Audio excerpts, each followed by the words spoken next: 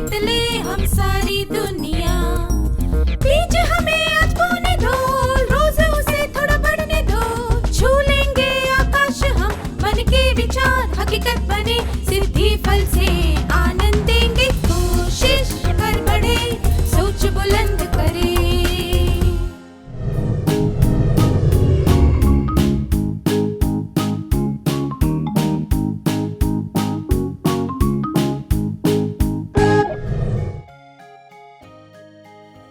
ना ना ना ना ना ना ना ना ना ना ना ना। नमस्ते छात्रों, आपसे मिलकर खुशी हुई। क्या आपकी भी आदत है कि जब आपके पास पेंसिल और कागज हो तब आप बिना सोचे समझे कोई भी चित्र बनाने लग जाते हैं और उसके बाद आपको भी आश्चर्य होता है कि अरे वाह, ये चित्र इतना भी बुरा नहीं है, मैं अच्छे चित्र बना सकता हूं। अगर आपके साथ भी कभी ऐसा हुआ है तो इससे यह पता चलता है कि आपके अंदर रचनात्मकता का खजाना है। इस सत्र में हम ऐसी ही रचनात्मकता पर ध्यान देंगे। सबसे पहले एक क्रियाकलाप करते हैं। यह है अक्षर ए। चित्र 2। नीचे के छोर से बीच की रेखा तक इस तरह एक वक्र रेखा बनाइए। अब ऊपर वाले त्रिकोण में भी इस तरह एक वक्र रेखा बनाइए जो इन दोनों भुजाओं के मध्य को जोड़ रही है। चित्र 3। एक आंख और गाल बनाइए। इसके बाद शरीर पर पूंछ और पंख बनाइए। चित्र 4। अब शरीर और पूंछ की रेखाओं को थोड़ा गाढ़ा कर दीजिए और इस तरह 4 रेखाएं बनाकर इसे एक कलगी दे दीजिए। तो आपने देखा कि हमने अक्षर ए से एक चिड़िया बनाई।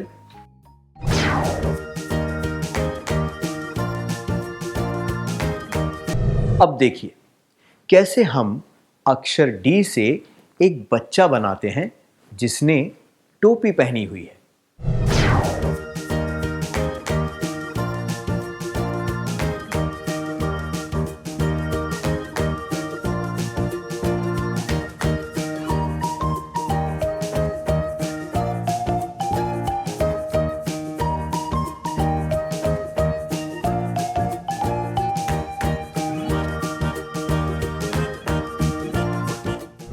इसी तरह क्या हम देखें कि अंक 1 से 10 का प्रयोग करके हम किस तरह अलग अलग आकार बना सकते हैं? क्या आप कुछ अक्षरों या अंकों को चित्र में बदलने का प्रयास कर सकते हैं?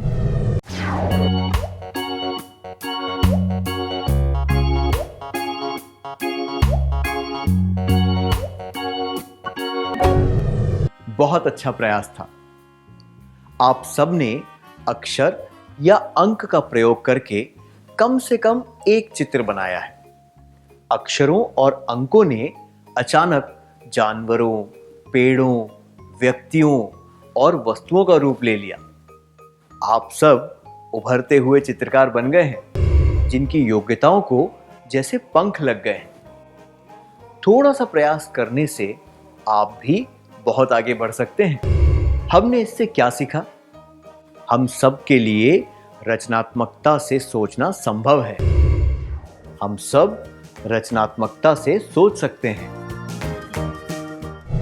एक मेज के कितने पैर होते हैं? आपने कहा 4। इस मेज को देखिए, इसके कितने पैर हैं? केवल 1। अब ये मेज देखिए, एक भी पैर नहीं है। हम सब ने कभी ना कभी ऐसी मेज देखी होगी, लेकिन जब भी हम मेज के बारे में सोचते हैं तब हमें 4 पैर ही क्यों सूझते हैं? जो भी हम अक्सर देखते या सुनते हैं वो बात हमारे दिमाग में घर कर जाती है। इसलिए हम हमेशा मेज के लिए 4 पैर और साइकिल के लिए 2 पहियों के बारे में सोचते हैं।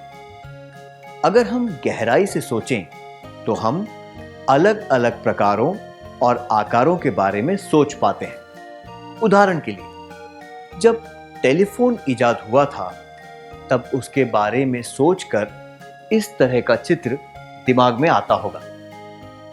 अगली पीढ़ी के लिए वो चित्र इस प्रकार का होगा।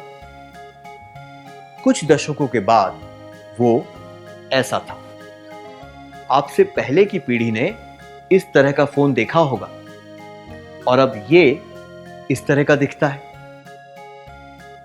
लोग आमतौर पर उसी चीज के बारे में सोच पाते हैं जो वे रोज देखते हैं। ये उदाहरण मेज के 4 पैरों वाले उदाहरण जैसा ही है।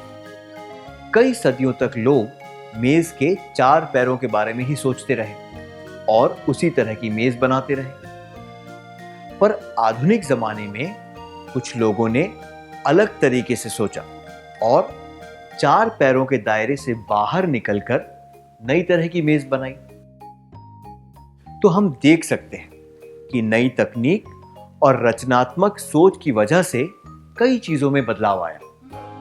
अब आपके लिए एक प्रश्न है। जब आप टिम टिम तारे के बारे में सुनते हैं तो आपके दिमाग में क्या आता है?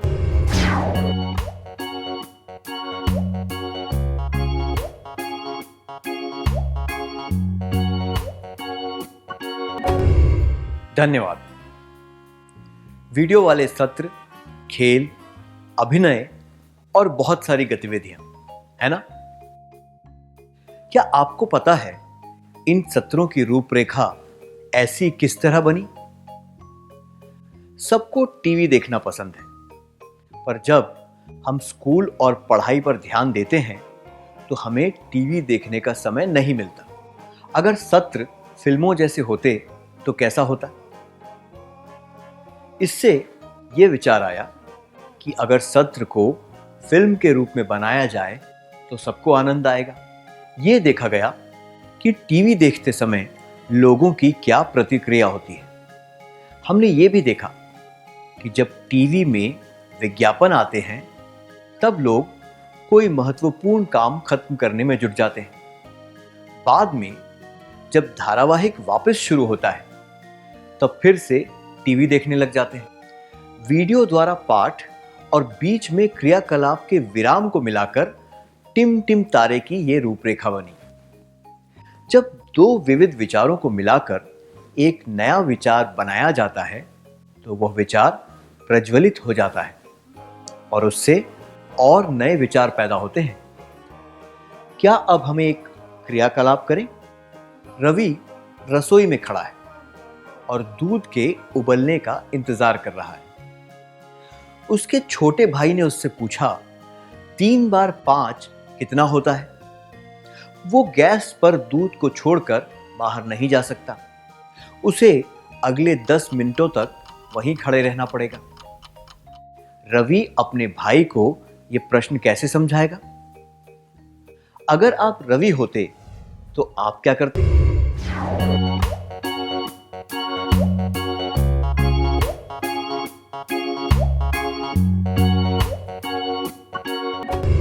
बहुत ही बढ़िया सुझाव था। इतने मौलिक और उपयोगी विचार बताने के लिए धन्यवाद। आप रसोई में हैं और वहां से जा नहीं सकते। इस बात को ध्यान में रखते हुए आप जोड़ समझाने के लिए वहां उपलब्ध सामान का प्रयोग कर सकते हैं। उदाहरण के लिए आप मूंगफली, दाल के दाने, आलू या प्याज का प्रयोग कर सकते हैं। आप 5 वस्तुओं के 3 समूह बनाकर अपने भाई को गिनने को कह सकते हैं ताकि कुल 15 तक की गिनती करके उसे जवाब मिल जाए। इस तरह आप उसका प्रश्न रुचिकर बना देंगे और वो समझने में भी आसान होगा। आपने इससे क्या सीखा? दिमाग का प्रयोग करने से रचनात्मकता को विकसित किया जा सकता है। अब एक प्रश्न, जब आप आग शब्द सुनते हैं तब आपके दिमाग में क्या आता है? क्या आप एक सूची बना सकते हैं?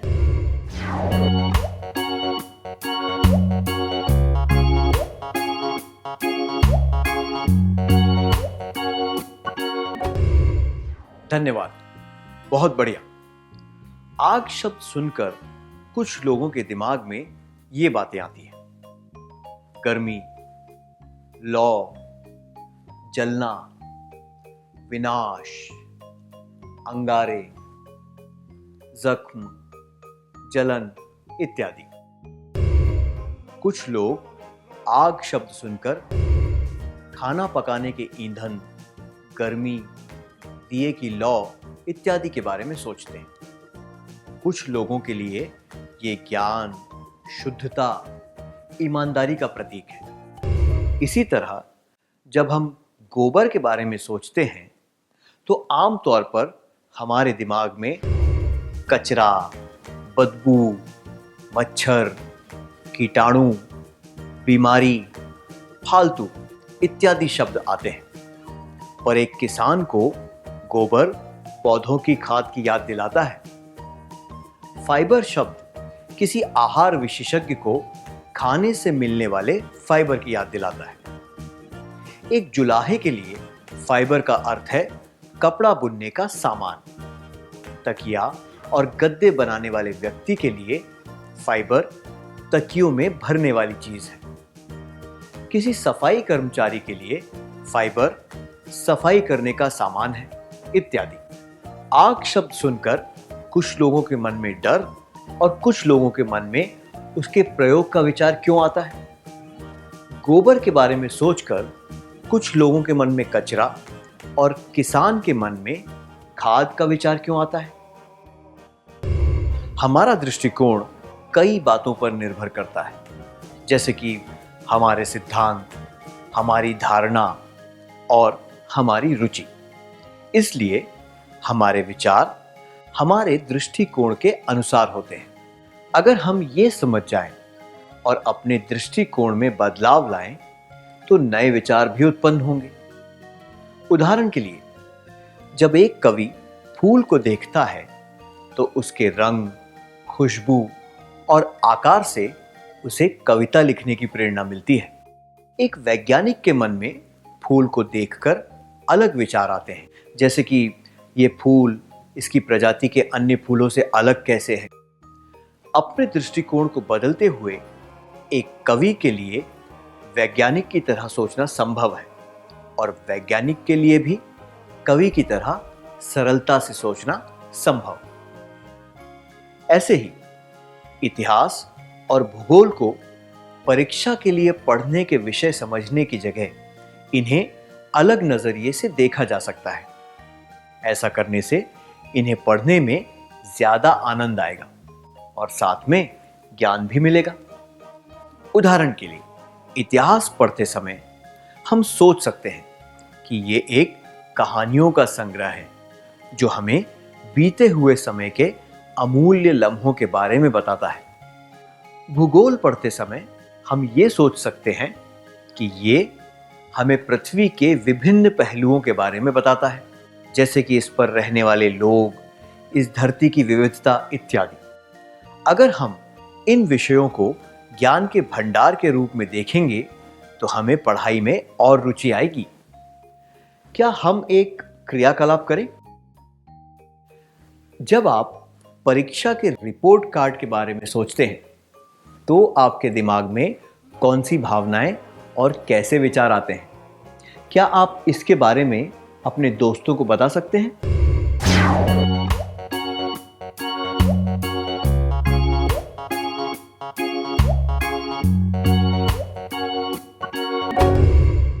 अपनी भावनाएं और विचार खुलकर बताने के लिए धन्यवाद।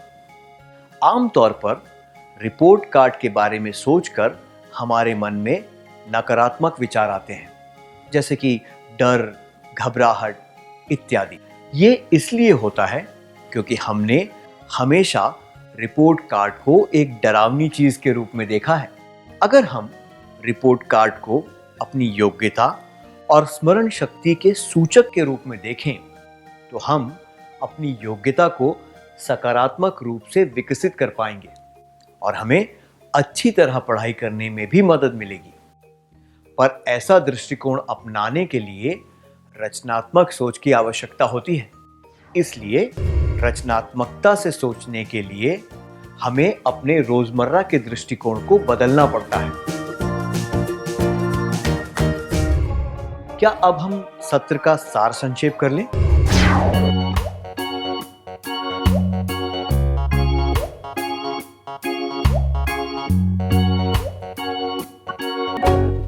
रचनात्मकता से सोचना हम सब के लिए संभव है।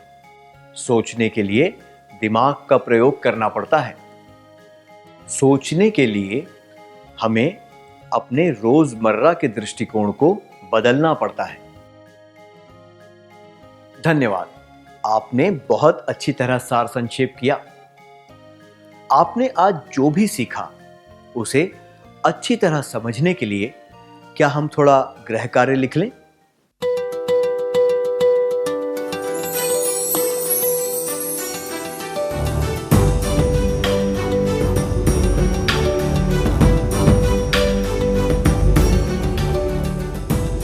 प्रश्न 1।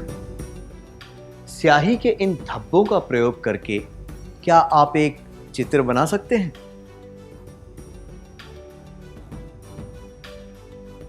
प्रश्न 2।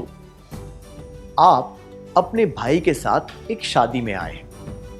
आपके भाई को बैंगन पसंद नहीं है। शादी के भोजन में बैंगन की बहुत ही स्वादिष्ट सब्जी बनी है। आपको अपने भाई को मनाना है ताकि वो एक बार सब्जी जरूर चखे। क्या आप में से 2 छात्र अगली क्लास में इस दृश्य का अभिनय करके दिखा सकते हैं?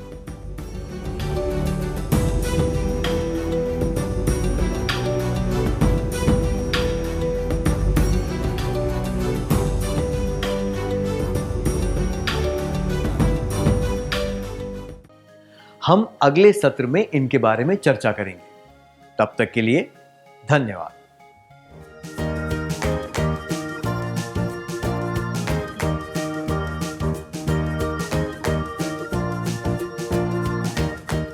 नमस्ते छात्रों, आपका स्वागत है।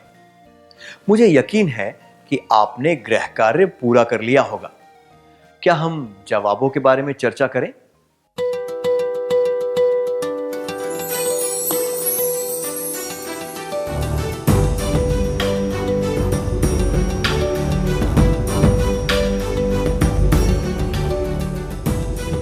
प्रश्न 1। स्याही के इन धब्बों का प्रयोग करके क्या आप एक चित्र बना सकते हैं? क्या आप अपना जवाब दिखा सकते हैं?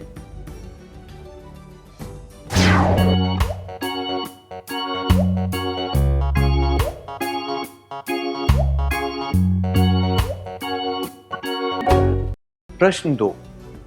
आप अपने भाई के साथ एक शादी में आए हैं। आपके भाई को बैंगन पसंद नहीं है। शादी के भोजन में बैंगन की बहुत ही स्वादिष्ट सब्जी बनी है। आपको अपने भाई को मनाना है ताकि वो एक बार सब्जी जरूर चखे। क्या आप में से 2 छात्र अगली क्लास में इस दृश्य का अभिनय करके दिखा सकते हैं?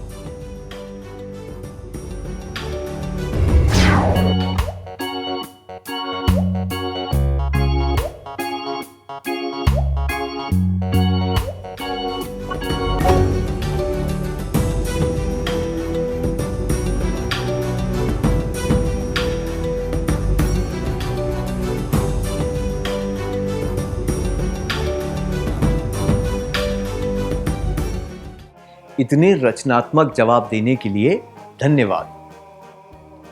क्या हम अगला सत्र शुरू करें?